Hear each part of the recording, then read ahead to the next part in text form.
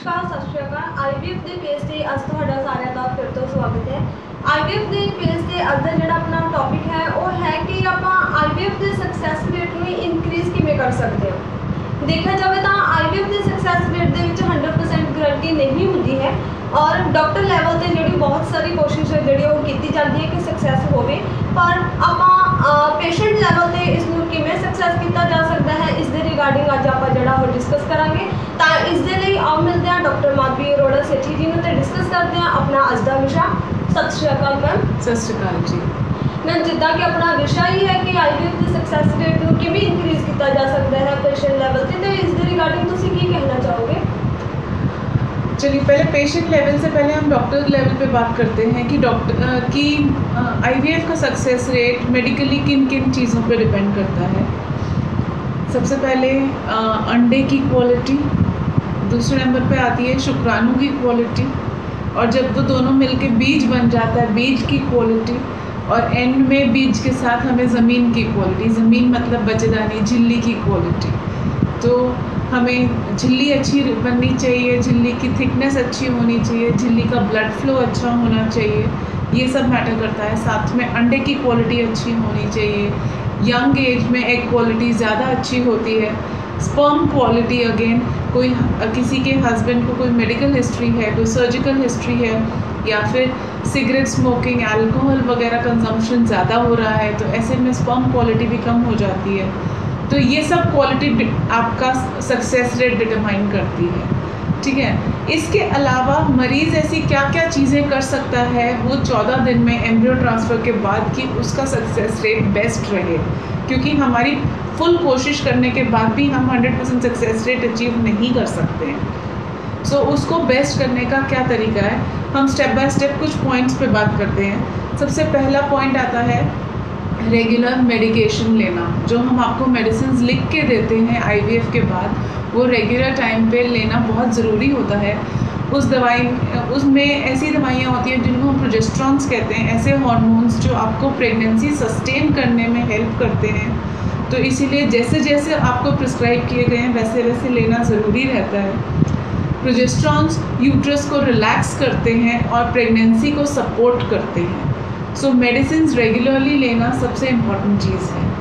अब हम अगर दूसरे पॉइंट पे आते हैं, दूसरा पॉइंट है हमारा डाइट। हर पेशेंट का ये सवाल होता है कि हम खाने में क्या खाएं क्या नहीं खाएं, गर्म चीज़ें खा सकते हैं कि नहीं, ठंडी चीज़ें खा सकते हैं कि नहीं।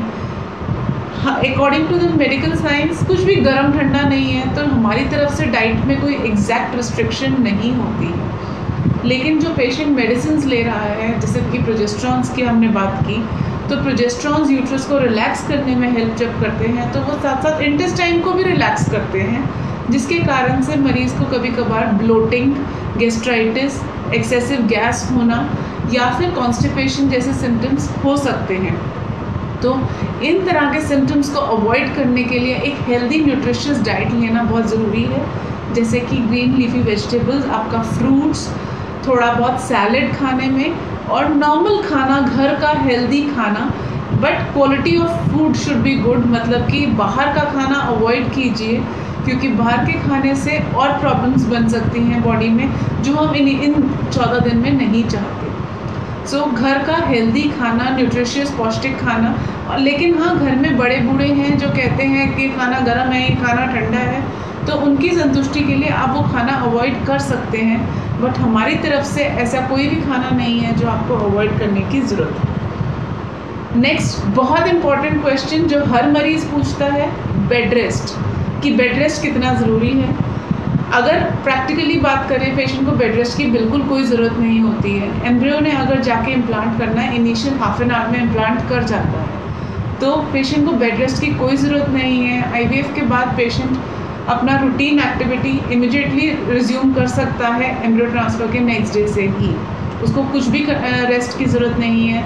इनफैक्ट बहुत सी स्टडीज़ ऐसे की गई हैं ऐसे मरीज़ों के लिए कि जो पेशेंट बेड रेस्ट पर रहते हैं, उल्टा वो मेंटली ज़्यादा स्ट्रेस्ड रहते हैं, और जो वर्किंग पेशेंट्स होते हैं, जो पेशेंट रेगुलर अपने काम पे जा रहे हैं, वो 14 दिन में रूटीन अपना फॉलो कर रहे हैं, उनका सक्सेस रेट ज़्यादा अच्छा रहता है कंपेयर टू बेड रेस्ट वाले पेशेंट्स। बेड रेस्ट की बहुत सी कॉल्स आती हैं, हम करवट ले सकते हैं कि नहीं, सीधे ही लेटे रहना है कि उल्टा भी लेट सकते हैं कि नहीं, उठ के बैठ सकते हैं कि नहीं। आप घर पे सारे काम कर सकते हैं, आप बाहर काम करने भी जा सकते हैं। हाँ, एक्सेसिव वर्कआउट करने की ज़रूरत नहीं है। इनफैक्ट आपको डेली वॉक और अपना योगा ज़रूर करना चाहिए, जो एक्चुअली आपकी बॉडी की सर्कुलेशन को बेटर करता है और आपकी प्रेगनेंसी सक्सेसफुल होने में हेल्प करता है। ठीक है, अब हम नेक्स्ट स्टेप पे आते हैं, वो है कि इन्फेक्शन से बचना। हाँ, आपको एक अच्छे टेम्परेचर में रहना चाहिए। गर्मी में अपने आप को गर्मी से बचा के रखिए, सर्दी में सर्दी से बचा के रखिए, अनहेल्दी खाने से बचा के रखिए। सर्दी, ज़ुकाम, खांसी, पेट खराब, कोई भी ऐसी प्रॉब्लम्स होने से बचिए अपने आप को, क्योंकि कोई भी इन्फेक्शन प्रेगनेंसी के सक्सेस रेट को घटाती है। तो हर तरह की इन्फेक्शन से अपने आप को, अपने रूटीन एक्टिविटीज़ को, इनफैक्ट आप कुछ ब्रीदिंग एक्सरसाइजेस कर सकते हैं, प्राणायाम जैसे, ताकि अनुलोम विलोम जैसे, ताकि आपका एक मेंटल लेवल, एक कामनेस बॉडी में बनी रहे और एक पॉजिटिविटी की तरफ आपका ध्यान बना रहे। आप इवन कुछ हॉबीज़ भी बना सकते हैं अपने लिए, जैसे कि कभी आपको टीवी देखना अच्छा लगता है तो मूवी देखना, गाने सुनना, योगा करना, जो भी आपको पसंद है वो हॉबीज़ पे ध्यान दीजिए। इनफैक्ट आईवीएफ के अलावा हर दूसरी चीज़ पे ध्यान दीजिए जो आपका माइंड डाइवर्ट करे और वो 14 दिन तक आपको मेंटली रिलैक्स्ड रखे और एक पॉजिटिव एटीट्यूड के साथ। तो ये हैं हमारे 5 पॉइंट्स जो हर पेशेंट अगर फॉलो करे अपना सक्सेस रेट बहुत बेटर कर सकता है। जिस तरह के ਤੁਸੀਂ ਦੇਖ ਹੀ ਸਕਦੇ ਹੋ ਕਿ ਅੱਜ ਆਪਾਂ ਜਿਹੜੇ ਬਹੁਤ ਹੀ ਇੰਟਰਸਟਿੰਗ ਵਿਸ਼ੇ ਤੇ ਜਿਹੜਾ ਡਿਸਕਸ ਕੀਤਾ ਹੈ, ਜਿਸ ਦੇ ਵਿੱਚ ਆਪਾਂ ਜਾਣਿਆ ਹੈ ਕਿ doctor level as well as patient level ਤੇ ਆਪਾਂ ਕਿਵੇਂ ਆਈਵੀਐਫ ਦੇ ਸਕਸੈਸ ਰੇਟ ਨੂੰ ਇਨਕਰੀਜ਼ ਕਰ ਸਕਦੇ ਹਾਂ। ਤਾਂ ਅਗਲੇ ਵਿਸ਼ੇ ਦੇ ਵਿੱਚ ਆਪਾਂ ਫਿਰ ਤੋਂ ਮਿਲਾਂਗੇ ਇੱਕ ਨਵੇਂ ਟੌਪਿਕ ਦੇ ਨਾਲ। ਤਦ ਤੱਕ